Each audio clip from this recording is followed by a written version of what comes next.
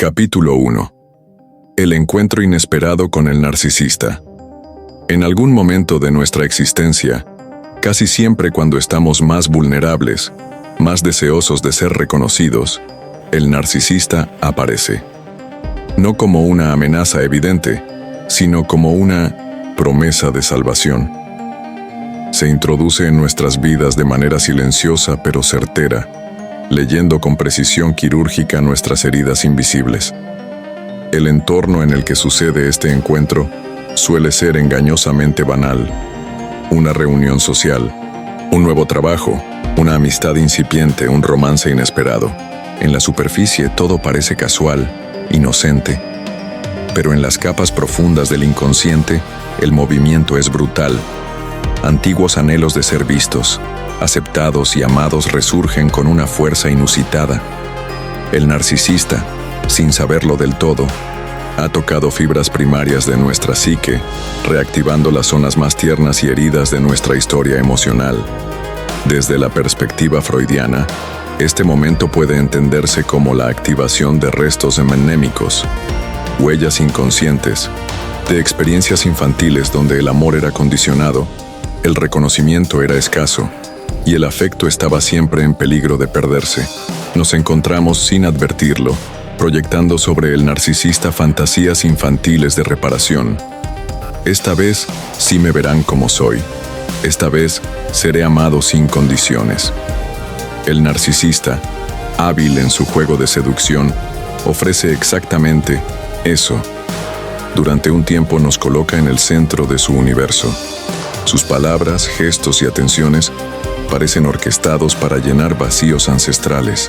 Nos sentimos mirados como nunca antes, escuchados como nunca antes, admirados como siempre habíamos soñado. Pero todo en el narcisista es reflejo, no sustancia.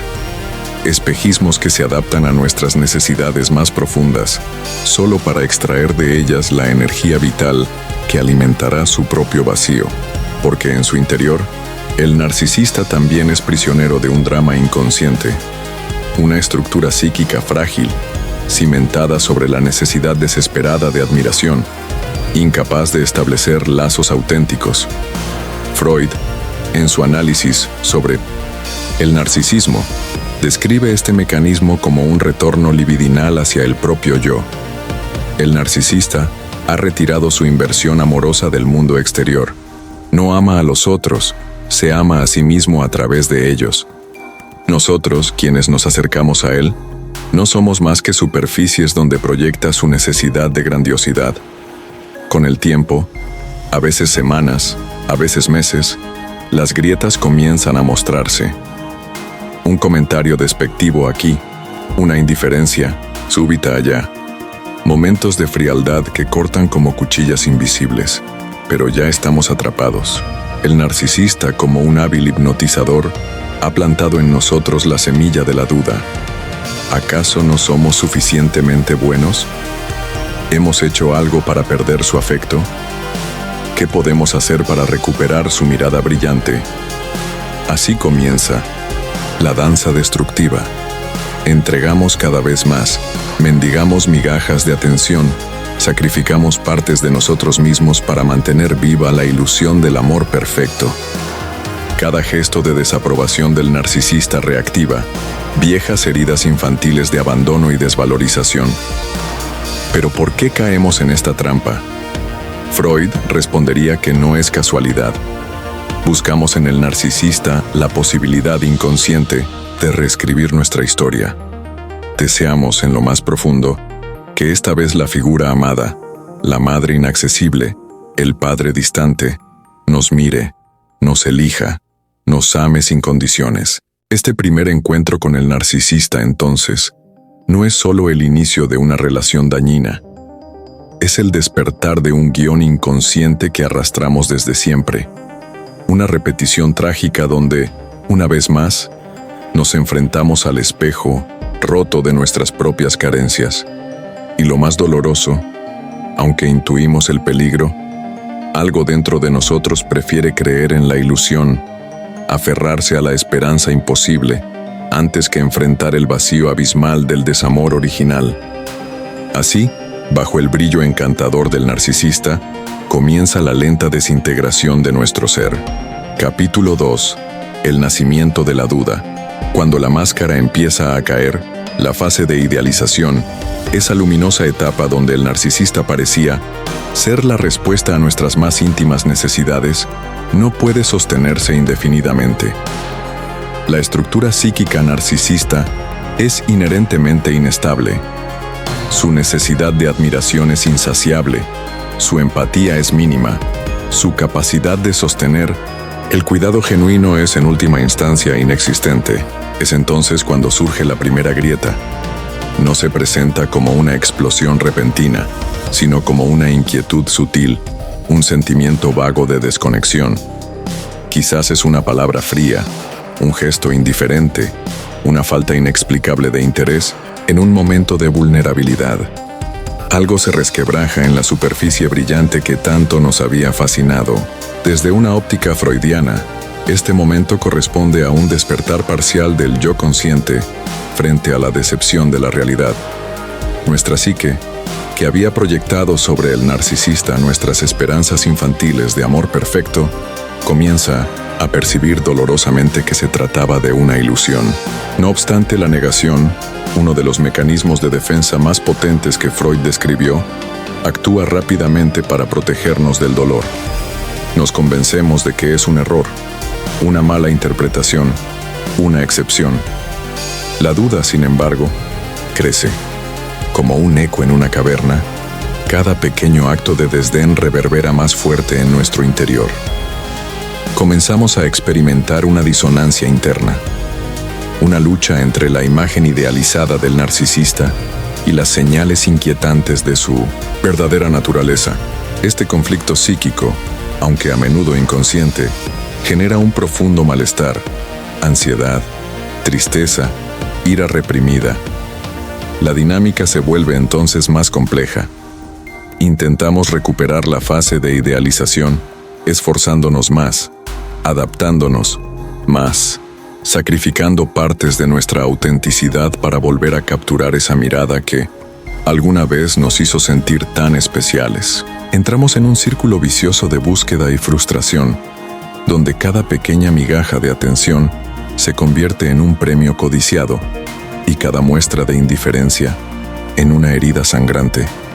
Freud habría identificado aquí la repetición de patrones, la compulsión a la repetición, Wiederholungszwang, ese impulso inconsciente que nos lleva a revivir situaciones traumáticas no resueltas, buscando, sin saberlo, encontrar una salida que nunca llega. No enfrentamos solo al narcisista, enfrentamos a los fantasmas de nuestro propio pasado, madres que nos ignoraron, padres que nos rechazaron, cuidadores que nos amaron de manera intermitente. El entorno social y cultural también contribuye a perpetuar la trampa. Vivimos en sociedades que glorifican la imagen, el éxito superficial, el carisma vacío. La figura del narcisista, en este contexto, parece aún más deseable, más legítima. Nuestra cultura, impregnada de valores narcisistas, refuerza la negación de nuestras propias percepciones. Quizás soy demasiado sensible. Quizás espero demasiado. Quizás el problema soy yo.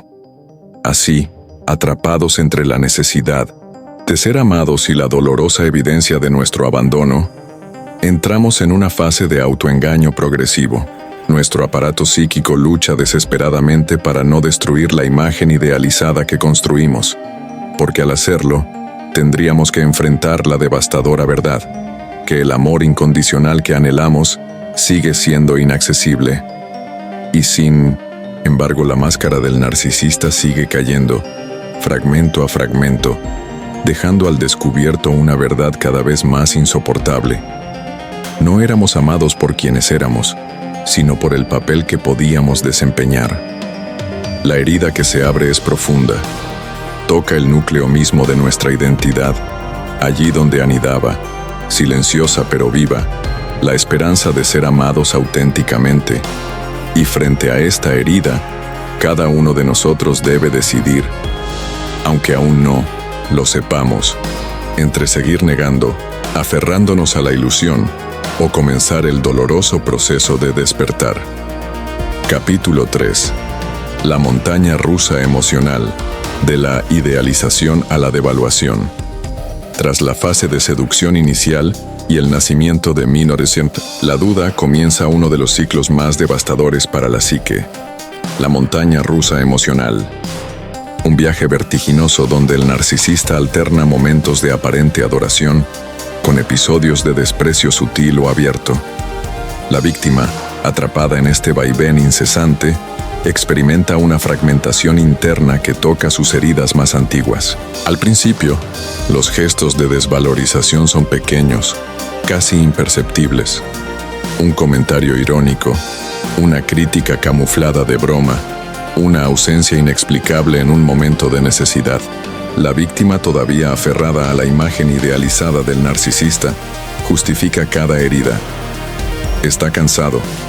Ha tenido un mal día. No es tan grave. Freud nos enseña que el ser humano, en su núcleo, busca repetir para dominar. La compulsión a la repetición nos lleva a aceptar dinámicas dolorosas porque, inconscientemente, creemos que, si esta vez lo hacemos bien, lograremos cambiar el resultado que en la infancia fue catastrófico. El narcisista, sin saberlo, se convierte en el escenario perfecto para revivir estas batallas inconclusas. La mecánica del ciclo se intensifica. Después de un episodio de frialdad o crueldad, el narcisista puede volver a mostrar gestos de ternura o pasión arrebatada. Esta alternancia, castigo y recompensa, genera una forma de adicción emocional. La psique se acostumbra a la imprevisibilidad, al subidón de adrenalina, al alivio breve tras el dolor. Cada reconciliación se siente como una victoria personal. Cada gesto de afecto, como una redención. Sin embargo, en el fondo, algo se resquebraja. La autoestima de la víctima comienza a erosionarse de forma imperceptible pero constante. Ya no sabe en quién confiar, ni siquiera en sí misma. Su mundo interno se convierte en un territorio minado. Cualquier paso puede detonar una nueva herida. La devaluación no siempre es explícita. A veces se manifiesta como indiferencia, sarcasmo, gestos de fastidio o comparación con otros. El ignorante narcisista, en su necesidad de reafirmar su superioridad, socava sistemáticamente el valor de la víctima. Esta estrategia, aunque muchas veces inconsciente, responde a su propia fragilidad interna. Necesita disminuir al otro para sostener su grandiosa pero inestable autoimagen. En este proceso, emergen mecanismos de defensa que Freud describió con precisión. La disociación, separar emocionalmente la experiencia dolorosa, la racionalización, buscar explicaciones lógicas a lo ilógico, y la represión, ocultar en el inconsciente lo que resulta insoportable de enfrentar. Cada defensa tiene un costo, la desconexión progresiva del verdadero yo. El contexto familiar y cultural puede reforzar esta dinámica. Aquellos que crecieron en ambientes donde el amor era condicional, donde había que merecer el afecto, están especialmente vulnerables a caer en esta trampa. El narcisista repite de forma aterradora la lógica conocida. Si soy perfecto, seré amado. Si fallo, seré castigado. El cuerpo también comienza a hablar. Insomnio, ansiedad difusa, ataques de pánico, somatizaciones inexplicables. El inconsciente clama ser escuchado a través de síntomas físicos, cuando la mente ya no puede sostener la disonancia. Y así, inmersos en esta montaña rusa emocional, dejamos de reconocernos. Nos convertimos en fragmentos de lo que fuimos, persiguiendo migajas de un amor que, en realidad, nunca estuvo destinado a nosotros, sino al espejo en el que el narcisista necesitaba verse reflejado. Salir de esta dinámica no es sencillo. El propio cerebro, acostumbrado a la descarga química de los ciclos de tensión y alivio, se resiste. Como adictos a una droga emocional, buscamos desesperadamente el próximo momento de validación, aunque sepamos, en lo más profundo, que después vendrá otra caída. El ciclo se repite. Y con cada vuelta, perdemos algo más: confianza, dignidad, esperanza. Hasta que un día, el dolor se vuelve demasiado grande para seguir negándolo. Capítulo 4. Culpabilización y gaslighting. Cuando comienzas a dudar de ti mismo. A medida que la relación avanza, el narcisista despliega mecanismos aún más sofisticados para preservar su poder. Entre ellos, el más devastador es el gaslighting, una forma insidiosa de manipulación psicológica que erosiona lentamente la percepción de la realidad de la víctima. La culpabilización constante se convierte en el arma predilecta.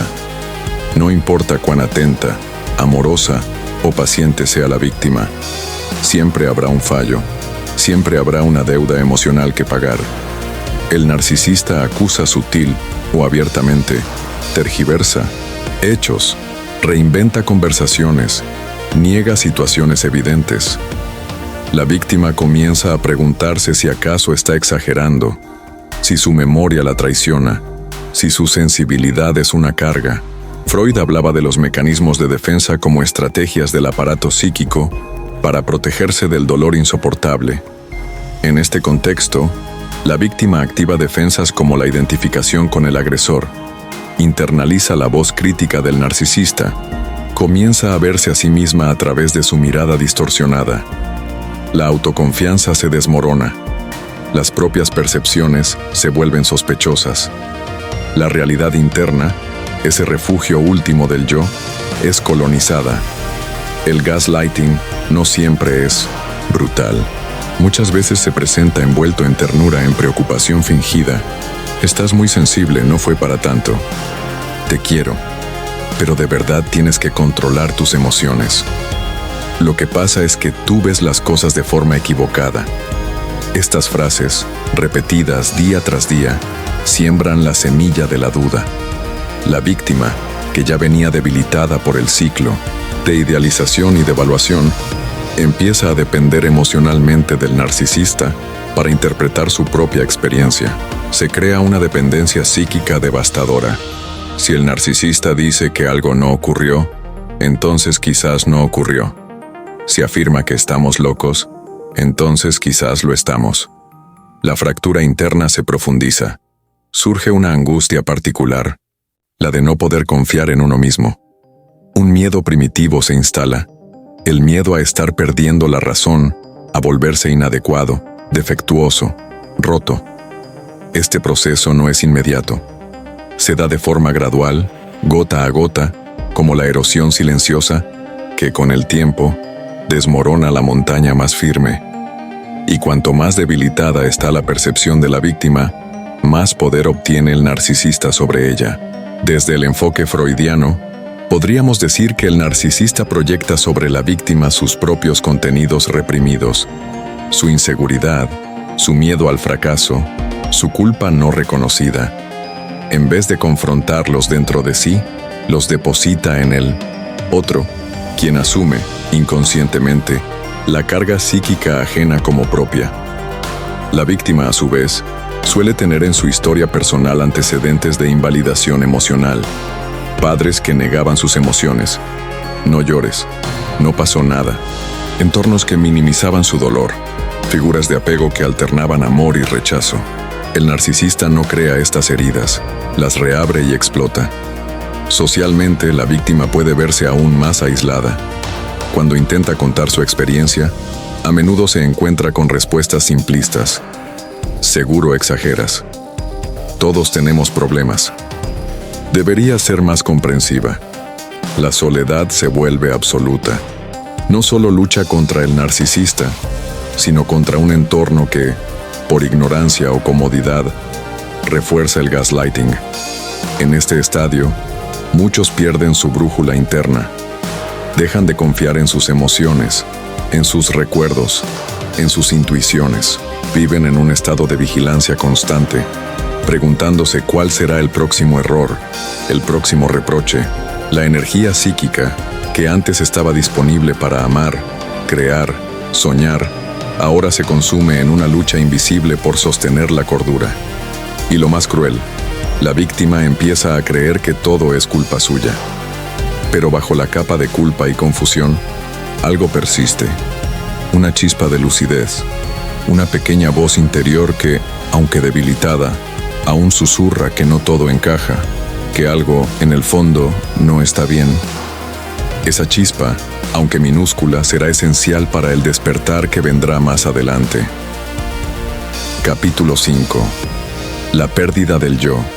El silencioso desmantelamiento de la identidad. En el núcleo del vínculo con el narcisista se esconde la consecuencia, más destructiva y dolorosa, la pérdida progresiva del propio yo. Este desmantelamiento no ocurre de un día para otro. Es un proceso lento, casi imperceptible, como una niebla que se va espesando, robando la claridad, confundiendo los límites, hasta que finalmente ya no sabemos quiénes somos. La víctima inicialmente trataba de negociar, de adaptarse, de comprender, pero en el intento de sobrevivir emocionalmente a la relación, empieza, sin darse cuenta, a renunciar a partes fundamentales de su ser. Sus opiniones son minimizadas o ridiculizadas, por lo que prefiere callarlas. Sus necesidades son etiquetadas como egoísmo, por lo que aprende a reprimirlas. Sus emociones son invalidadas, por lo que empieza a desconfiar de ellas. Sus pasiones son despreciadas, por lo que las abandona. Cada pequeña renuncia parece, en el momento, una estrategia de amor, de paz o de supervivencia, pero sumadas, construyen una cárcel invisible donde la víctima deja de existir para ser lo que el narcisista necesita que sea. Un reflejo obediente, una sombra complaciente. Freud, en su teoría sobre el yo y el superyo, nos enseñó que el yo es la instancia mediadora entre los deseos internos y las exigencias externas. Cuando la presión externa, en este caso del narcisista, se vuelve opresiva e incesante, el yo colapsa, ya no media, se somete. Así el aparato psíquico empieza a reprimir las verdaderas necesidades, los verdaderos sentimientos, hasta que estos quedan sumergidos en el inconsciente, provocando síntomas de angustia, depresión, vacío existencial. En este estadio, la víctima ya no sabe qué le gusta, qué desea, qué necesita. Vive en un estado de desconexión interna profunda, actuando en función de expectativas ajenas. Los sueños personales, los proyectos propios, incluso las pequeñas alegrías cotidianas, se marchitan. Cada elección, cada palabra, cada gesto se convierte en una evaluación inconsciente. ¿Será esto aprobado? ¿Será suficiente para evitar el rechazo, el castigo o el desprecio? El cuerpo también refleja esta aniquilación interior. Fatiga crónica, dolencias psicosomáticas, ataques de pánico, pérdida de vitalidad. El rostro se apaga, los ojos pierden su brillo, la postura se encorva como si el peso invisible de la culpa y la vergüenza fuese insoportable. Desde el punto de vista freudiano, podríamos decir que se produce una identificación narcisista patológica. La víctima intenta, de manera inconsciente, absorber los valores, deseos y juicios del narcisista para ser aceptada. Pero en el proceso, abandona su individualidad, mutila su esencia, se convierte en un objeto más dentro del universo egocéntrico del otro. Este desmantelamiento del yo no es solo un acto de violencia psicológica externa, también es una autoagresión inconsciente. Una repetición de antiguos pactos infantiles donde, para sobrevivir al amor condicional de las figuras parentales, tuvimos que anular partes de nosotros mismos. El narcisista, de alguna forma, reactiva este pacto primitivo. Para ser amado debes dejar de ser tú. Y así, en un círculo vicioso, cuanto más desaparecemos, más creemos que tal vez, finalmente, seremos suficientes, pero nunca lo somos. Porque la necesidad del narcisista de controlar y dominar es insaciable. La ironía cruel es que, al final de este proceso, no solo hemos perdido la relación, nos hemos perdido a nosotros mismos. Y recuperar el yo, después de tanta disolución, de tanto olvido, será una de las tareas más arduas y dolorosas del proceso de sanación. Pero todavía no hemos llegado allí. Antes de la reconstrucción, viene otro abismo que debemos atravesar, el de la ira silenciosa y los castigos emocionales. Capítulo 6. La ira del narcisista. Castigos silenciosos y explosiones controladas. El narcisista, detrás de su fachada de superioridad y encanto, oculta una furia latente. No es una ira explosiva y desbordada, al menos no en la mayoría de los casos, sino una rabia cuidadosamente administrada, dosificada, utilizada como un instrumento de control y sometimiento. En su interior, el narcisista es un ser frágil, herido, perpetuamente amenazado por la posibilidad de verse confrontado con su propia insuficiencia. Cada mínima crítica, cada gesto de independencia de la víctima, cada insinuación de imperfección, en su imagen grandiosa, es vivido como un ataque intolerable. Desde la óptica freudiana, podemos entender este fenómeno como una lucha entre el ideal del yo, das Ich ideal, y la dura realidad. El narcisista no tolera la fractura entre su autoimagen, idealizada, y las inevitables pruebas de su falibilidad humana. Cuando esta fractura amenaza con hacerse consciente, la respuesta es la ira, una defensa feroz para mantener intacta su fantasía de omnipotencia. Esta ira no siempre se manifiesta en gritos o violencia física. Más a menudo, adopta formas sutiles, pero devastadoras. El castigo silencioso, retiradas abruptas de afecto, ignorancia calculada, miradas frías como cuchillas.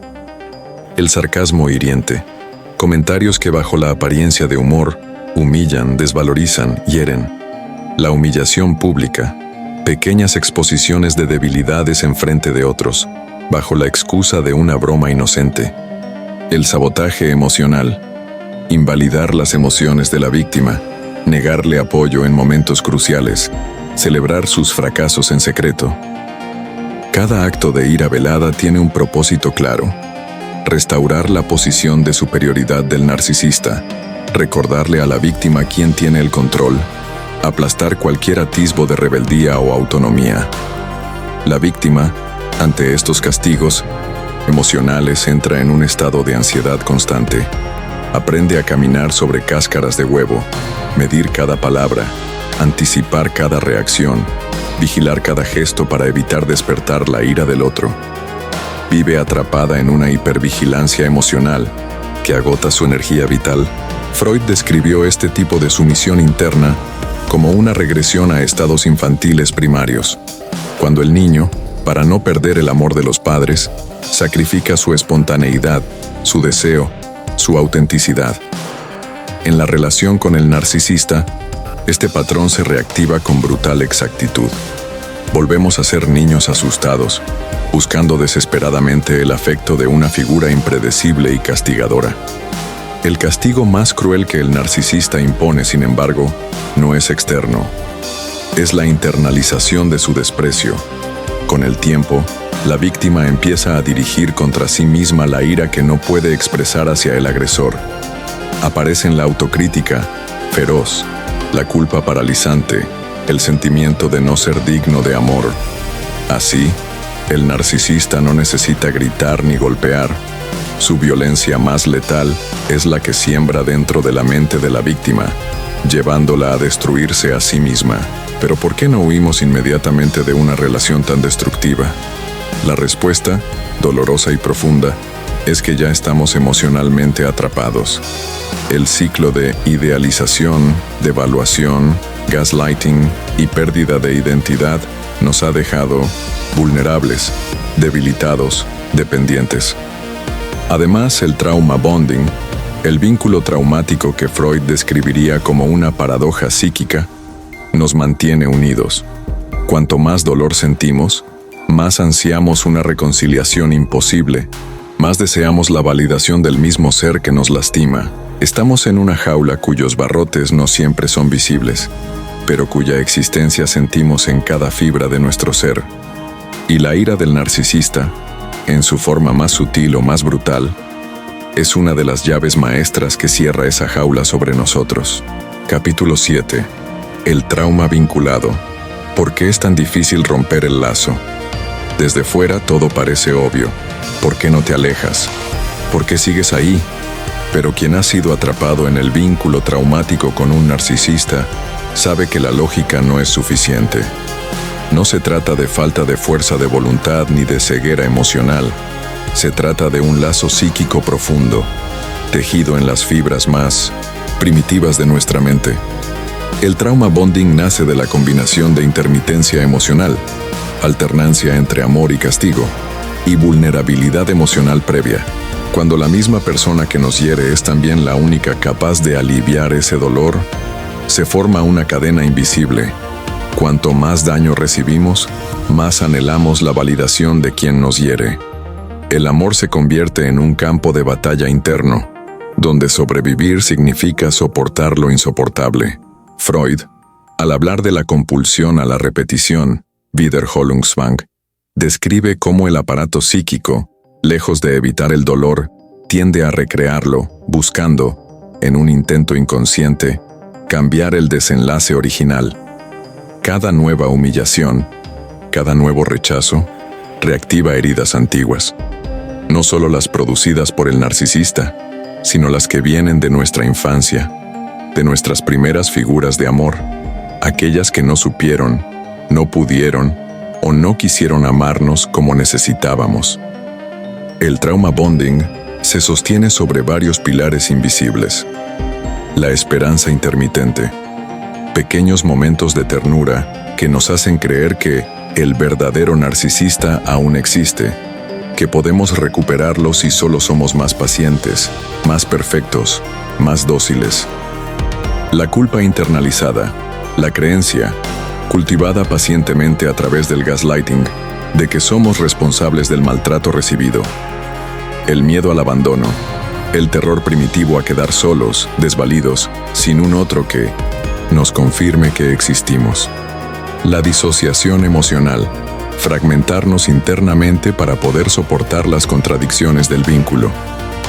En este estado, romper el lazo no es solo una cuestión de decisión racional, es enfrentarse a un abismo emocional. Es derrumbar no solo la relación, sino toda la estructura de sentido que habíamos construido alrededor de ella. Porque cuando el narcisista se convierte en el centro de nuestro mundo, el juez de nuestro valor, el dispensador de amor y castigo, perderlo se siente como perder la vida misma. La víctima, en este estadio, suele oscilar entre momentos de claridad, tengo que irme, y momentos de desesperación, no puedo vivir sin él, ella. Esta ambivalencia desgasta, confunde, paraliza. El cuerpo también entra en colapso. Crisis de pánico, insomnio, pensamientos intrusivos, síntomas de abstinencia emocional similares a los de una adicción física, porque eso es en esencia el trauma bonding. Una adicción al ciclo de dolor y alivio, de castigo y redención. Salir de esta dinámica requiere algo más que coraje. Requiere un proceso profundo de duelo, de reconstrucción del yo, de reprogramación interna. Requiere enfrentar no solo la pérdida del narcisista, sino la pérdida de las ilusiones, de las esperanzas infantiles, de las partes de nosotros mismos que creíamos que, finalmente, serían amadas. Enfrentar el trauma bonding es mirarse al espejo del inconsciente y ver, sin anestesia, las heridas abiertas, las carencias nunca satisfechas, los pactos silenciosos que hicimos para merecer un amor imposible. Solo reconociendo esta verdad brutal y atravesando el dolor que conlleva, podemos algún día empezar a liberarnos. Pero antes de sanar, viene un momento crucial, el despertar, cuando la verdad, finalmente, se impone. Capítulo 8. El despertar. Reconocer la verdad sin anestesias. Llega un punto, inevitable, doloroso, aterrador, en el que la disonancia ya no puede sostenerse. El espejismo se desvanece, la negación colapsa. La mente, el cuerpo y el alma, agotados de tanto resistir, de tanto justificar, de tanto callar, se rinden, y en esa rendición emerge, con una violencia insoportable, la verdad. Nunca fuimos realmente amados. El despertar no ocurre como un acto heroico. No es la luz triunfante que ahuyenta la oscuridad. Es, más bien, una caída libre hacia el vacío. Una sensación de estar muriendo por dentro. Porque no solo enfrentamos la traición del narcisista, enfrentamos la demolición de todo lo que creíamos sobre el amor, sobre nosotros mismos, sobre el mundo. Desde la óptica de Freud, este momento es el enfrentamiento brutal entre el principio de placer, que siempre busca evitar el dolor, y el principio de realidad, que tarde o temprano se impone. La mente, incapaz ya de seguir reprimiendo, abre las compuertas del inconsciente. Todo lo que fue negado, minimizado, distorsionado, emerge en su forma más cruda. El desprecio, las manipulaciones, las humillaciones, los castigos silenciosos, las traiciones disfrazadas de amor. La víctima en este momento siente que su mundo interior se derrumba, llanto incontrolable, ataques de pánico, sensación de irrealidad o desconexión, despersonalización, vacío existencial abismal, una profunda desesperanza, porque el dolor no es solo por lo que el narcisista hizo, es sobre todo por lo que nosotros permitimos que nos hiciera. La culpa y la vergüenza golpean con fuerza. ¿Cómo no lo vi? ¿Cómo pude aguantar tanto? ¿Quién soy ahora? Pero este dolor, aunque devastador, es necesario. Es la destrucción del falso yo que fue construido en torno a la relación. Es la demolición de las ilusiones que nos mantenían prisioneros. Freud describiría este proceso como un trabajo de duelo. El luto no solo por la pérdida de un otro, sino por la pérdida de las fantasías, de los deseos incumplidos, de la imagen idealizada que construimos. En este despertar el cuerpo también reacciona, a veces enfermando, a veces colapsando, porque las emociones reprimidas durante tanto tiempo buscan salir, y lo hacen con la violencia de quien ha sido encerrado demasiado tiempo. No hay atajos en este momento. No hay fórmulas mágicas que alivien el dolor. El único camino es atravesarlo, llorar, gritar, rabiar, recordar, entender, darle un nombre a cada herida, honrar cada pedazo roto. Y en medio de la devastación hay una semilla, una pequeña chispa que, aunque apenas visible, marca el inicio de algo nuevo. El deseo de vivir de verdad, de ser de verdad, de amar de verdad, aunque todavía estemos demasiado rotos para imaginarlo. El despertar, aunque cruel, es el primer acto de libertad. La máscara ha caído, el hechizo ha sido roto, y aunque el alma esté hecha trizas, algo, muy en el fondo, comienza, tímidamente, a respirar. Capítulo 9. El proceso de duelo. Llorar un amor que nunca existió. Después del despertar, cuando la verdad se impone como un puñal, comienza una etapa aún más dolorosa, el duelo. Pero este no es un duelo común. No lloramos solamente la pérdida de una persona, lloramos la pérdida de una ilusión, de una promesa que nunca se cumplió, de un amor que, en realidad, nunca existió. La mente consciente puede entender que el narcisista era dañino, pero el inconsciente, cargado de deseos, esperanzas infantiles y necesidades arcaicas, se resiste ferozmente a soltar la fantasía. Esa fantasía en la que, por fin, seríamos vistos, por fin seríamos amados incondicionalmente, por fin seríamos suficientes. Freud, en su texto Duelo y Melancolía, 1917, describió cómo el duelo auténtico implica aceptar la pérdida, liberar las investiduras libidinales puestas en el objeto amado y, finalmente, reinvertir esa energía en nuevos proyectos, nuevas relaciones, nuevas formas de vida. Pero en el duelo tras una relación con un narcisista, este proceso se complica. ¿Por qué? Porque no perdemos solo a un ser amado real. Perdemos una parte de nosotros mismos que habíamos proyectado en ese vínculo. Perdemos la esperanza infantil de ser reparados a través del amor del otro. La tristeza, entonces, es abismal. Una mezcla de vacío, de furia, de desesperanza. Aparecen fases típicas del duelo. Negación. Quizá todo fue culpa mía. Ira. ¿Cómo pudo hacerme esto? Negociación. ¿Y si cambiara? ¿Y si yo cambiara? Depresión. No hay salida. Nunca volveré a ser feliz. Aceptación. Una etapa aún lejana, pero posible. Cada fase puede durar días, semanas o meses. El duelo, en este contexto, no sigue una línea recta. Hay avances y retrocesos, recaídas dolorosas, momentos de claridad que se alternan con olas de desesperación. El cuerpo también habla. Fatiga extrema. Dolores musculares. Problemas digestivos. Sensaciones de opresión en el pecho, como si respirar fuera un acto doloroso. Todo el aparato psíquico, emocional y físico entra en un estado de descomposición y reconstrucción. Y en medio de este proceso aparece un duelo aún más doloroso, el duelo por uno mismo, por el yo que traicionamos para ser amados, por la dignidad que sacrificamos, por el tiempo perdido, por la inocencia que fue arrebatada.